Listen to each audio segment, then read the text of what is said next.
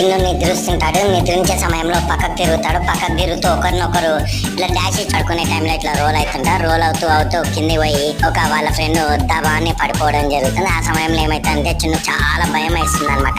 ఆ భయం ఎందుకు వస్తుందంటే అక్కడ దయ్యం లాగా కనబడుతుంది. యాక్చువల్ గా దయ్యం కాదనమాట, దోమలు. ఇక్కడ వాళ్ళ ఫ్రెండ్ కూడా భయంతో వణికిపోతూ ఉంటాడు అనమాట. అక్కడ యాక్చువల్లీ అక్కడ దయ్యం కాదనమాట, అది దోమ వల్ల తెలియదు అనమాట. వాళ్ళకు చాలా భయపడుతూ ఉంటారు. అక్కడ చూడండి దాని నీడ ఎంత పెద్ద కనబడుతుందో, దుప్పటి మూసుకొని భయపడుతూ ఉంటారు.